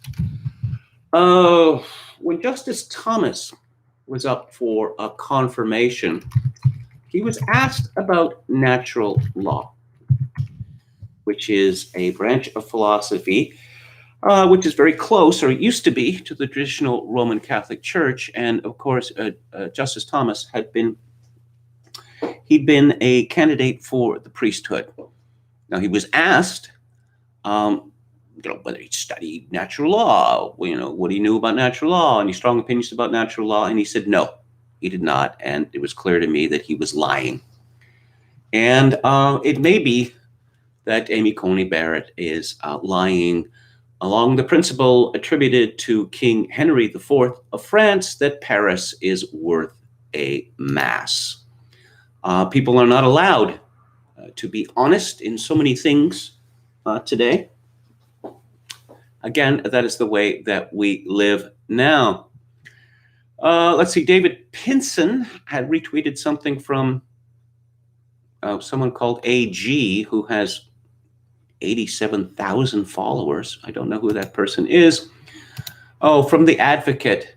To come from that history, to be able to now, as a director, be telling these stories about young people who are just comfortable with who they are, no matter what their sexual preference is. This was from The Advocate, which is the semi-official magazine of the so-called gay community, September 25th, 2020. Kenny Ortega, Cheyenne Jackson on Julie and the Phantoms, gay romance. What's the other one? Oh, yes. The Advocate, a revealing moment from today's hearing. Oh, blasted for using the term sexual preference. But I guess it's one of those words like gay or queer, that is to say that it is okay within the in-group preference, but not okay in the out-group preference. And David Pinson had commented, I'm okay with it, given that she's speaking extemporaneously and giving "I'm sorry if you were offended" kind of quasi-apology. I'll assume she will feel some anger when she sees this later. Frank Burton said, I'm more disturbed by her use of the term LGBTQ community than the apology itself. Frank Burton had another comment on this, which is right to the point, that a conservative Catholic Supreme Court nominee would unironically speak of the alphabet people community is a measure of the profound radicalization of American society. And a Second City bureaucrat commented on regard to this apology Civility is not the domain of science. You can't offend someone by disagreeing with their beliefs about the etiology of human sexual behavior. This is a privatization of political belief to shelter it from disagreement or challenge. This is lawfare for interpersonal decorum. I don't know. Is anyone really surprised that Amy Coney Barrett didn't take a tough line? That she said, no, this is nonsense. Sexual preference, when did that become offensive? Nobody really thought that she was going to carry on like that. Did they? Masks. Very controversial masks are. Apparently, they are wonder devices, except apparently this is not true. This is from the Conservative Woman site by Will Jones.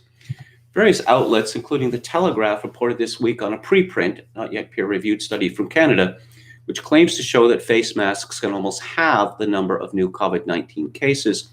For the study, the authors looked at the difference in case growth rate between Ontario's 34 public health units and between Canada's 10 provinces during the period when some had mask mandates in force and some did not.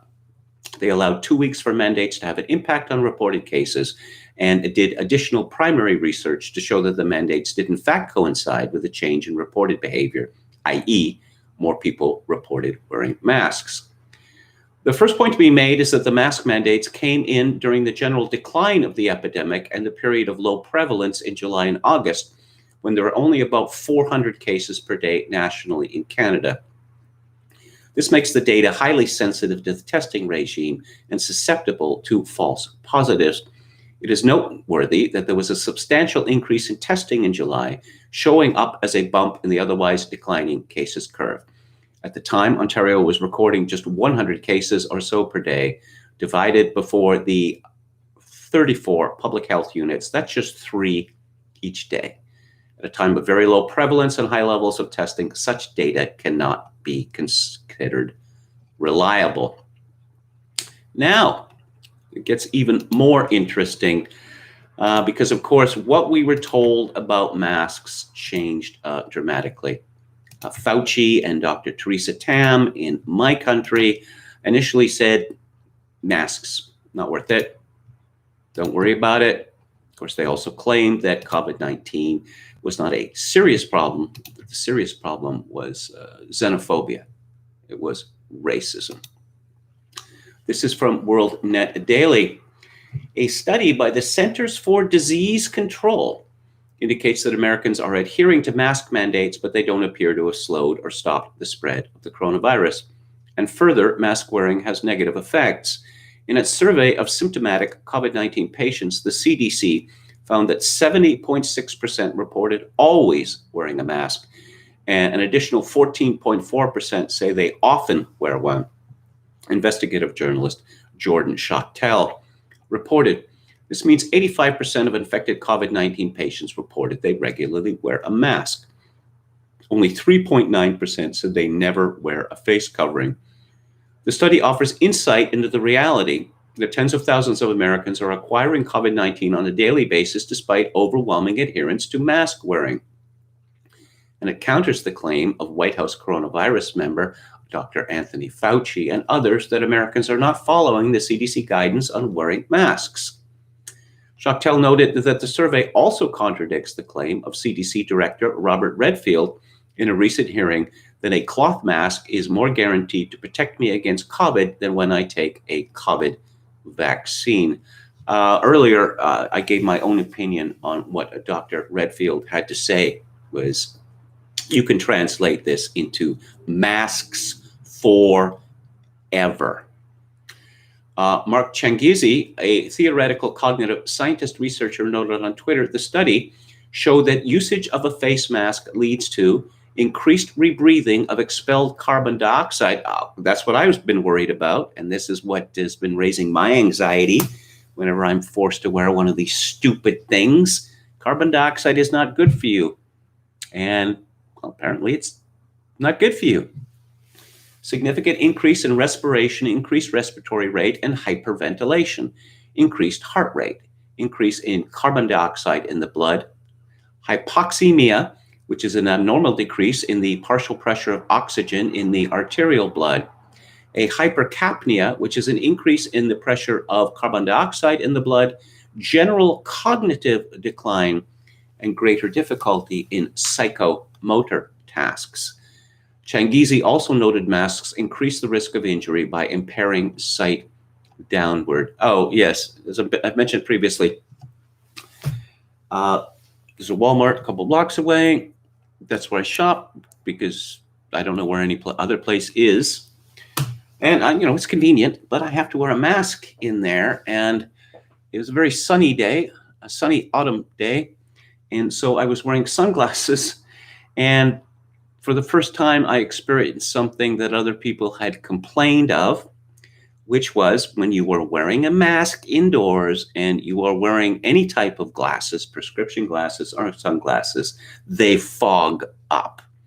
So not only was I not able to breathe properly, I was unable to see properly. On April the 6th, the World Health Organization said, quote, "The wide use of masks by healthy people in the community setting is not supported by current evidence and carries uncertainties and critical risks," unquote. On March the 5th, the CDC said masks, quote, "are usually not recommended in non-health care settings." Okay. Oh, the interesting article from the same Jordan Schachtel yesterday. It's called "The COVID-19 Hustler. Scott Gottlieb, Big Pharma, and Billions of Dollars in Pandemic Profits." Yes. Doing well by doing good, I believe the phrase is. No man personifies the revolving door of government lobbying and private industry more than Dr. Scott Gottlieb, the former FDA commissioner whose pandemic panic proclamations have helped generate billions of dollars for his many employers and have made him something of a media celebrity. Gottlieb, an early prophet of COVID-19 doomsday projections and a longtime proponent of heavy lockdowns that have devastated the U.S. economy and society, is still somehow considered a trusted source for the latest information on COVID-19 and has become the media's conductor of the big pharma pandemic panic train.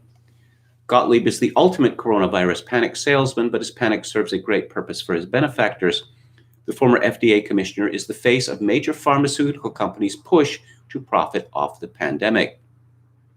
Having demonstrated a long track record of fomenting moral panic, he once argued that millions of children would soon die if the U.S. didn't ban e-cigs or vaping products, and taking millions of dollars for advisory roles in pharmaceutical companies prior to and after his service in the FDA. Gottlieb is the perfect man for the relentless COVID scare campaign. Masks forever. Yeah.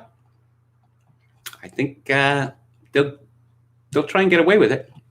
The big question is whether they're going to be able to. This is from Summit News. Steve Watson, the leader of the coronavirus vaccine team at Oxford University, declared Tuesday that nothing is going to approach returning to normal until at least next summer. Professor Andrew Pollard said that face masks and social distancing rules are not going away anytime soon, declaring that a vaccine is still months away and would only become available for key workers during the first phase of its rollout anyway. Polling that I have seen shows a very high resistance to being vaccinated for COVID-19, and incredibly, something like only 20% of American Blacks say that they would agree to be vaccinated. Life won't be back to normal until summer at the earliest. We may need masks until July, Pollard said during an online seminar with Oxford alumni. If we end up with a vaccine that's effective in preventing the disease, that is far the best way to control the virus, but in the medium term, we'll still need better treatments. When does life get back to normal? Even if we had enough vaccine for everyone, in my view, it's unlikely that we're going to very rapidly be in a position where the physical distancing rules can just be dropped. Until we've got a high level of immunity in the population so that we can stop the virus so most vulnerable people are immune, there's going to be a risk. Initially, we're going to be in a position where mask wearing and social distancing don't change. Only when there is a big drop in serious cases will governments feel able to relax these measures. This is a very easily transmissible virus. There has been an enormous drop in serious cases since when? Since spring? The spring, that continues until, June the 22nd. Will Jones at Lockdown Skeptics, Labour, that is to say the British Labour Party, has called for a national lockdown. When Labour leader Keir Starmer last week questioned whether local lockdowns were working because 19 out of 20 had failed to reduce cases, we should have guessed it was the local bit he was taking issue with, not the lockdown. Tory lockdown rebels had been wondering out loud why Labour kept criticizing the government measures, but then supporting them or abstaining, and now they know it's because they think they don't go far enough. Unhappy Northern Labour Council leaders, likewise, are not complaining about their areas being locked down per se. They're complaining about being singled out and treated differently and about the level of financial support. Many would be happy with another national lockdown with generous handouts. This reminds me very much of what happened after the discredited U.S. government report on secondhand smoke. Oh, they violated the confidence interval and they cherry-picked the studies and they could come up with 1.19. But nope, smoking in all restaurants and bars had to be banned. And what happened in the Greater Vancouver area absolutely infuriated me. The same thing happened in the Greater Victoria area. There were some, let's say, more conservative municipalities that didn't want to ban the smoking in restaurants and bars. And so the municipalities which had banned them appealed to the provincial government. It's unfair. We're losing money. We're losing customers because we banned smoking. Well, then maybe you shouldn't have banned smoking. But now the provincial government stepped in. Nope, banned everywhere. I want to talk about a confidence interval. So new lockdown plan is backed by Graham Medley from SAGE and Matt Keeling from the Scientific Pandemic Influenza Group on Modeling, who claim in modeling to be published later today that between 3,000 and 107,000 deaths could be prevented by January if the government imposes this measure. I'm going to repeat that because you may have thought that I misspoke. They're going to claim that between 3,000 and 107,000 deaths could be prevented by January if the government imposes the measure.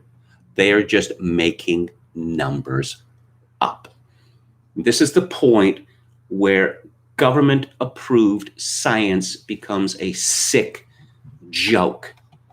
How could any self-respecting scientist come up, could be 3,000, could be 107,000? Seriously, how could they do that and maintain self-respect? Oh, and Sir Keith is talking about number of cases doubling every 7 or 8 days. And Lockdown Skeptics, Will Jones says, where have we heard that before? That's right. On September 21st, when Witless and Unbalanced presented us with their graph of doom, predicting nearly 50,000 cases per day by October 13th. How's that getting on? Absolutely nowhere near. There were 17,234 cases yesterday, roughly a third of the predicted amount, and the trend has been almost flat for a week. But it doesn't seem to make any difference. Health Secretary Matt Hancock in the Commons yesterday dismissed the Great Barrington Declaration and its strategy of focused protection of the vulnerable while building up herd immunity. He repeated the now standard counter-arguments which appear to have become government orthodoxy. Some have set out this more relaxed approach, including the so-called Great Barrington Declaration. Why the sneer words, so-called? That is what it is called. And I want to take this argument head on because on the substance, the Great Barrington Declaration is underpinned by two central claims, and both are emphatically false. First, it says that enough people get COVID, we will reach herd immunity. This is not true. Many infectious diseases never reach herd immunity like measles and malaria and AIDS and flu. Who gets AIDS anymore? by the way. With increasing evidence of reinfection, yeah, sure. We should have no confidence that we would ever reach herd immunity of COVID, even if everyone caught it. Herd immunity is a flawed goal without a vaccine, even if we could get to it, which we can't. Yes. So Nadine Dorries, MP, tweeted, "There is no such thing as herd immunity. If herd immunity existed, measles and chickenpox would have been wiped out years ago. There is no such thing as herd immunity." Nadine Dorries is the health minister of Great Britain. She's the health minister. She says that herd immunity does not exist. How did she think that vaccines work? And let's see, contact tracing worse than useless. I've never really understood how this is supposed to work. I mentioned I was in a restaurant with one of my brothers, about 2-3 weeks ago, a White Spot, and I got asked for my cell phone number. What? Contact tracing. What? So if someone in the restaurant at that time got COVID-19, tested positive for COVID-19, exactly how could they trace it to anyone who'd been in the restaurant at that time? And what if this person was all the way over the other side of the restaurant? Absolutely preposterous. But I'll repeat what I had to say yesterday on this regard. I think the situation in Britain, well, in England, let's just say England, because Scotland, for some reason, has their own government. They get to make their own decisions about COVID-19. England doesn't get to make its own decisions. That is made by a parliament, or actually it is made by Boris Johnson acting as a dictator. But no, I think that England is getting very close to what they call a pre-revolutionary situation, because I don't know that the English people are going to be willing to put up with the destruction of their lives for much longer. The destruction of their economy, their own personal losses, the destruction of society, and of course, the erasure of civil liberties. I want to, well, this is an unpleasant topic, but euthanasia. Culling the weak is what euthanasia is, and we've seen a great deal of culling the weak with regard to COVID-19, particularly people in long-term care facilities, old age homes. And that was the policy in New York State and in New Jersey. These people were infected when they didn't need to be, but now that they're dead, these governments are saving a great deal of money in medical costs and in pensions. This is a piece from Wesley J. Smith, who I've interviewed in the past and is an outstanding advocate for life. And it is called Targeting People with Mental Illness and Dementia for Euthanasia. Several countries may be ahead of us in this area, but the US is fast catching up. A few years ago, a Dutch doctor attended her elderly Alzheimer's disease patient at a nursing home. The doctor's purpose wasn't to examine the patient or prescribe new medicines, rather she was there to kill. While competent, the patient asked to be euthanized when incapacitated, but she also instructed she be allowed to say when. But before she did that, the doctor and her family decided that her time had come. The doctor drugged the woman's coffee, and once she was asleep, began the lethal injection procedure. But the patient awakened unexpectedly and fought against being killed.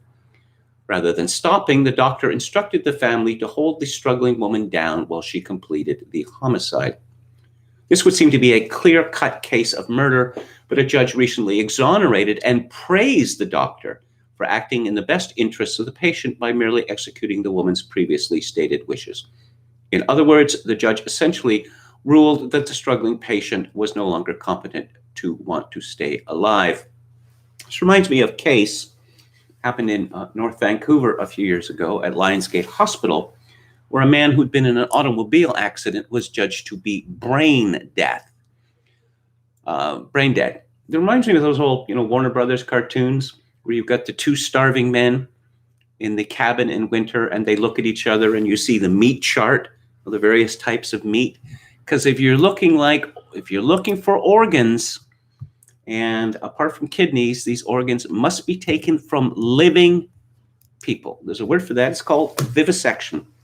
So they came up with this term of brain death. So this man on the operating table was being prepped for having his organs removed, whereupon he sat up bolt upright in his hospital bed and sort of flailing around wildly. What's going on? Where am I? What's happening? And it was rather embarrassing for the medical personnel because apparently he wasn't brain dead after all. Wesley Smith continues, the only unusual aspect of the case of the struggling Alzheimer's patient was the struggle. Even when incompetent and unable to make their decisions, the law of Netherlands and Belgium allows dementia patients to be killed by doctors if they so order in written advance directives.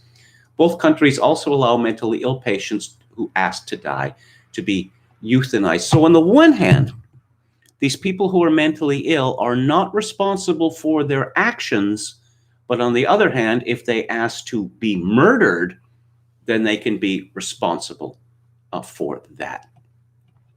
Canada, which recently legalized lethal injection euthanasia for those whose deaths are reasonably foreseeable, is now debating expanding the right to be killed to those whose lives are not in danger. Prime Minister Justin Trudeau is on record as favoring liberalization and has stated his government will not appeal a recent court ruling declaring the foreseeable death limitation to be unconstitutionally restrictive and discriminatory. Now, the old principle, common law, that one cannot give consent to torture or to murder, but we've moved far beyond the common law, and it's the euthanasia advocates who are crying the tears. Oh, we're just not murdering enough people in Canada. Physicians aren't murdering enough people. How far is the expansion likely to go? Many Canadian euthanasia advocates are pushing for revisions that would allow people with mental illnesses and dementia to be killed by doctors in the same manner as now allowed in the Netherlands and Belgium. And here's some breaking news. The Alzheimer's Society of Canada, which is supposed to advocate for the welfare of such patients, has officially endorsed allowing euthanasia by advance directive. This means that even if the incompetent patient is not suffering, perhaps even if he or she expresses no desire to die, their former self's decision trumps the current self's needs and desires. Meanwhile, there has already been at least one depressed Canadian apparently euthanized at his request, even though his death was not foreseeable. The man's family even begged doctors to save his life, but to no avail. What about the US? Would we ever allow such a course? As of now, 9 states and the District of Columbia that have legalized assisted suicide limit access to patients who are terminally ill, but that's more a political expediency than a principled limitation. Indeed, restricting assisted suicide to the dying is philosophically unsustainable. Think about it. If the point of allowing suicide by doctor is to eliminate suffering, and if eliminating suffering can include eliminating the sufferer, how can facilitated death be forbidden to patients such as those with dementia and mental illness who may suffer far more extremely and for a much longer time than the already dying? It makes no sense. I think you know my prediction on this is that the old people in the West are going to start to be culled in a big, big way. We smashed the economies of the West in 2020. Where's that money going to come from for pensions and for medical care? That money's gone now. So what's the solution going to be? Well, euthanasia of elderly people. And I don't know, we'll start with people in their 90s, then their 80s, then their 70s, then their 60s. And we've already seen what's happened in the Low Countries, where many thousands of people who had no desire whatsoever to be killed have been killed. So I'm going to finish now with a happier, or at least funnier story. And it's about Finland. It's about the Prime Minister of Finland. And this woman's name is Sanna Marin.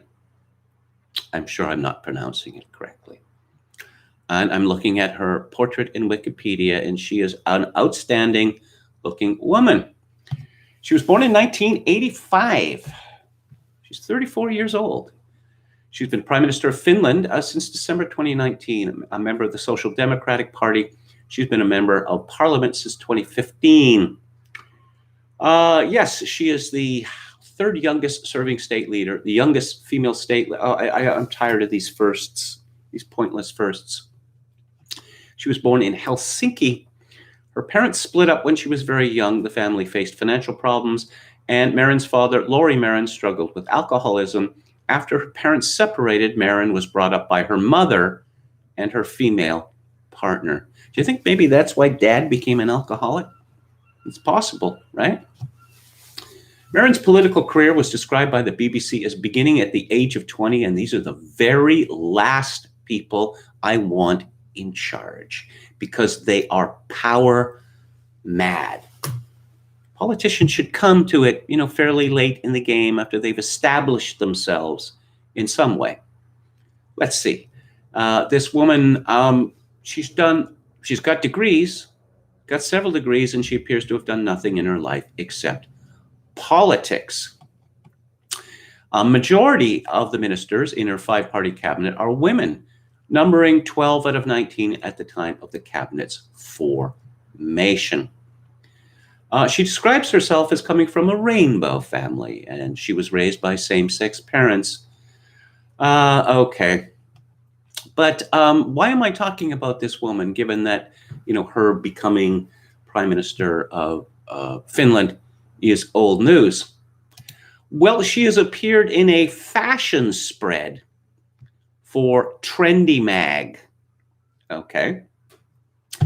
And she is pictured wearing a whole lot of jewelry around her neck, very strange jewelry with a sort of main piece and various bits coming out of it. She is wearing a dark blue blazer, and she is naked underneath the blazer. So here you have a woman who has risen to become Prime Minister of her country and is still so very thirsty.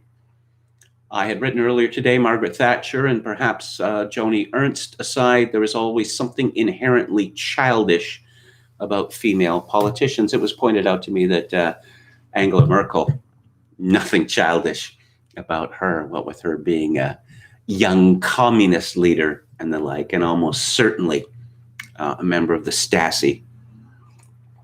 But here's a woman who is seen to be genuinely accomplished, something of a wonder.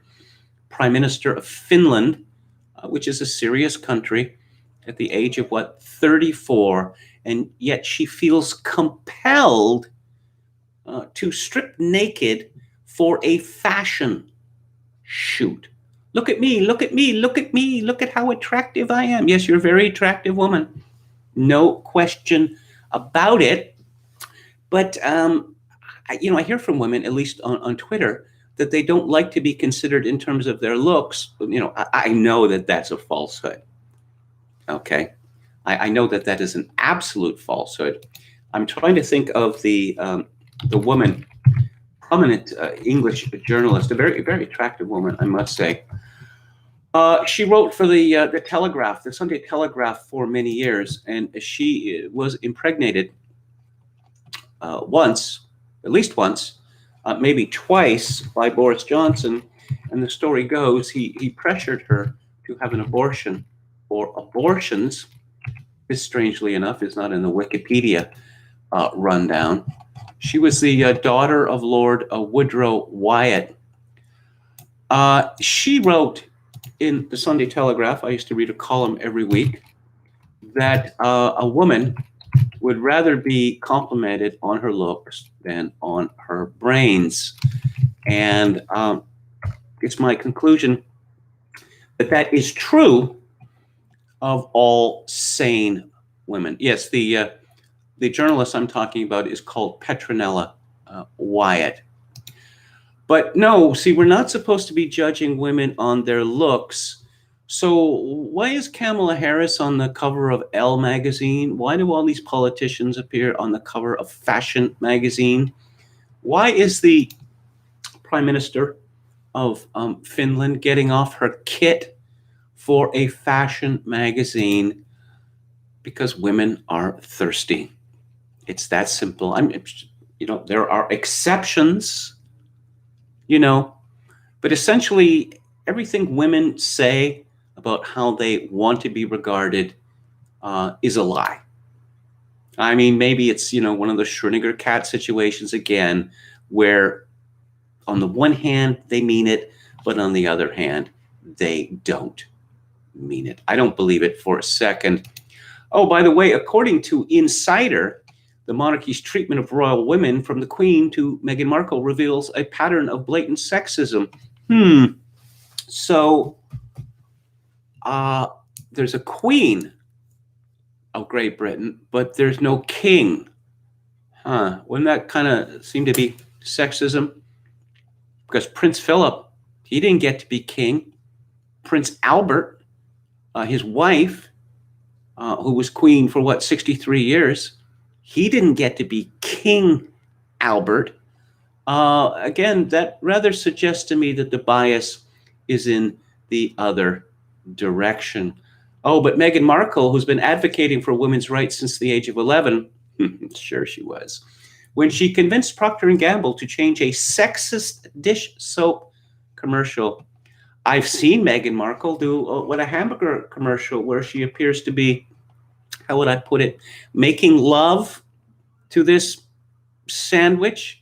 So I can see how very, very concerned she is about sexism, particularly in advertising. Okay, let's have a final look at the chat. Okay, Arini. Is that Davis Arini? It's all about trad. Effeminate Biden supporting male. That is quite a name. Logic is patriarchal oppression, says Yo Mama. We've been hearing that directly a great deal this year. Directly. 2 + 2 = 4 is patriarchal oppression, because it's more fluid. It's more dynamic about that. Stuck in the alt-right circa 2015. Yeah, I'm not going to talk about the alt-right because essentially it does not exist and hasn't since Charlottesville. Apparently, Arini makes $250,000 a year. Well, now I am impressed. Okay, people commenting on his girlfriend. Okay. Finland has been slowly transforming from a vodka country to a beer country, says our Finnish friend Jaakko Raipala. Even Russia is going that way now.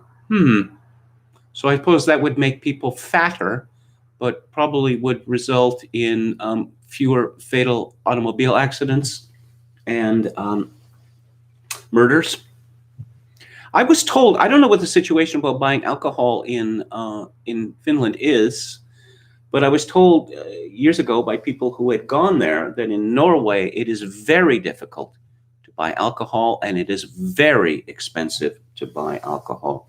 I believe there's a similar situation in Sweden, that there's moonshining that goes on in those countries.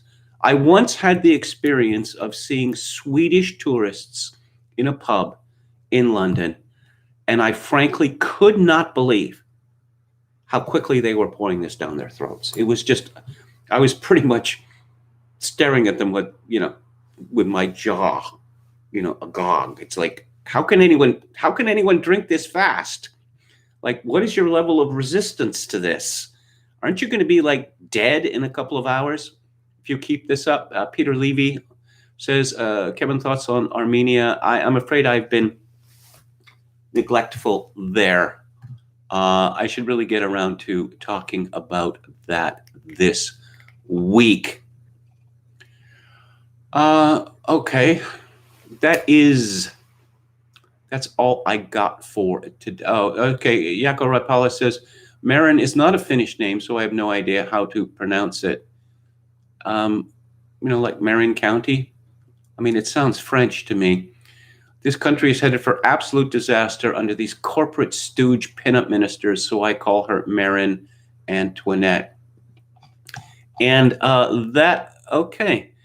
Jaakko Roipala says, in Finland, they have to keep it cheaper and more available since Estonia and Russia are close, and they sell alcohol super cheap. When we had prohibition between the wars, there was a whole industry of smugglers bringing in it with boats. Yeah, thank you for reminding me of that, because I've heard about these trips of people from Finland and Scandinavia and the Baltic countries going to St. Petersburg. And again, it just, how can anyone drink that much that fast if they don't want to be dead in 2 hours?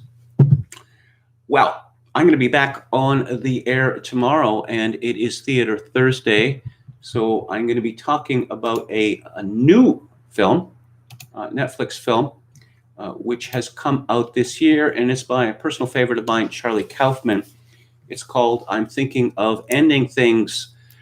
So we're coming up to Halloween, October 22nd. I'm going to be discussing Werner Herzog's Nosferatu. And on October 29th, Robert Wise's The Haunting.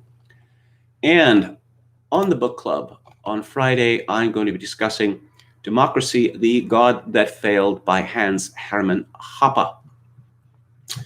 So if you like the show or any part of it, I'd appreciate it if you click on the like button and subscribe to my YouTube channel if you have not already done so.